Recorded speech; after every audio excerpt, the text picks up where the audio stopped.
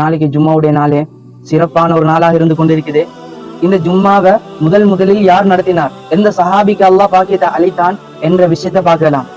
அதுக்கு முன்னுக்கால கடைசி நேரத்துல ஒரு கேள்வி கேட்கப்படும், அதுக்கு பதில சொல்லிட்டு போங்க. அஸ்ஸலாமு அலைக்கும் வரஹ்மத்துல்லாஹி வபரகாத்துஹு. அல்லாஹு தஆலா ஒரு சஹாபிக்கு இந்த ஜும்மாவை நடத்தக்கூடிய பாக்கியத்தை அளித்தான். இந்த விஷயத்தை பார்க்கறதுக்கு முன்னுக்கால இஸ்லாமிய வரலாறு கொஞ்சம் திரும்பி பார்க்கலாம். ஸல்லல்லாஹு அலைஹி வஸல்லம் மன்னவங்களுக்கு 40வது வயதுல நபித்துவம் கிடைக்குது. இதுல இருந்து நாயகம் மன்னவங்க 13 வருட காலங்களாக மக்காலத்தான் வாழ்ந்தாங்க. இந்த 13 வருட காலங்களும் கஷ்டமான, சொல்ல போனா இருண்ட காலமா இருந்துச்சு. மிச்சம் நீண்ட காலம் இல்ல. சொல்ல போன எப்படி என்றா, 5 நேர தொழுகையில பகிரங்கமா சொல்ல முடியாம, இஸ்லாத்தை பகிரங்கமா எடுத்து கூற முடியாத ஒரு காலமாக இருந்துச்சு. இந்த காலத்துல ஜும்மாவை நடத்தவும் இல்ல, நடத்தவும் முடியல. இந்த 13 வருஷ காலங்களாக ஸல்லல்லாஹு அலைஹி வஸல்லம் மன்னவங்க ஹஜ்ஜுக்கு வரக்கூடியவங்களுக்கு உபதேசம் செய்யக்கூடியவங்களாக, மக்களுக்கு இடையே இருக்கக்கூடிய இந்த மடத்தனங்களை, இஸ்லாத்தை எடுத்து கூறக்கூடியவங்களா இருந்தாங்க. இந்த சிலை வணக்கங்களுக்கு எதிராக பிரச்சாரம் செய்யக்கூடியவங்களாக இருந்தாங்க. அப்படியே ஹஜ்ஜுடைய காலத்தில் ஒரு குழு நாயகத்துடைய 10வது வருஷத்துல, நபித்துவத்தின் 10வது வருஷத்துல ஒரு கூட்டம் வாராங்க ஹஜ் செய்யறதுக்காக வேண்டி. அதுல 6 பேர் ஈடுபடுறாங்க. இந்த 6 பேருக்கும் ஸல்லல்லாஹு அலைஹி வஸல்லம் மன்னவங்க இஸ்லாத்தை எடுத்து கூறுறாங்க. இஸ்லாம் இப்படி என்று எடுத்து கூறுறாங்க. இவர்களுமோ மதீனாவுக்கு திரும்பிய நிலையில் இந்த 6 பேரும் இன்னும் சிலருக்கு இஸ்லாத்தை எடுத்து கூறுறாங்க. இந்த 6 பேர் இரட்டிப்பாக 12 பேராக மாறி விடுகிறார்கள். இவர்கள் உடனடியாக நாயகத்தை பார்க்க வேண்டுமே, இஸ்லாத்தை ஏற்றுக்கொள்ள வேண்டுமே என்று உடனடியாக முடிவெடுத்துட்டாங்க. ஆனா நாயகத்தை உடனடியாக பார்க்க முடியாது.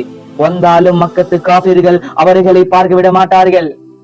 நாயகத்தை பார்ப்பதாக இருந்தால் இந்த ஹஜ்ஜுடைய காலத்தில் நாயகத்தை அந்த நேரத்தில் மட்டும்தான் பார்க்க முடியும். அந்த நேரத்துல மட்டும்தான் அவர்கள் சந்தேகப்பட மாட்டார்கள். அப்படி ஒரு சூழ்நிலை. நாயகத்தை பார்க்க வேண்டும் என்ற ஒரு ஆவல், இஸ்லாத்தை ஏற்க வேண்டும் ஒரு ஆவல்ல இருந்தாங்க. நாயகத்தின் நுபுவத்துடைய 11வது வருஷத்தில் ஹஜ்ஜுடைய காலத்தில் இந்த 12 பேரும் வராங்க, நாயகத்தை சந்திக்கிறார்கள். அப்படியே நாயகத்தையும் பார்த்து அப்படியே இஸ்லாத்தையும் ஏற்றுக்கொள்கிறார்கள். இந்த கூட்டத்தை தலைமை தாங்கி வந்தவர் தான் அஸ்அத் பின் சுராரா ரலியல்லாஹு தஆலா அன்ஹு. நாயகம் மன்னவங்க சொல்றாங்க, இந்த 12 பேருக்கும் இங்கு ஜும்மாவை நடத்த முடியவில்லை என்று. அந்த குழுவின், அந்த கூட்டத்தின் தலைவருக்கு ஸல்லல்லாஹு அலைஹி வஸல்லம் மன்னவங்க கட்டளையிடுறாங்க, நீங்க போய் உங்களோட ஊரிலே மதீனாவிலே ஜும்மாவை நடத்துங்கள் என்று.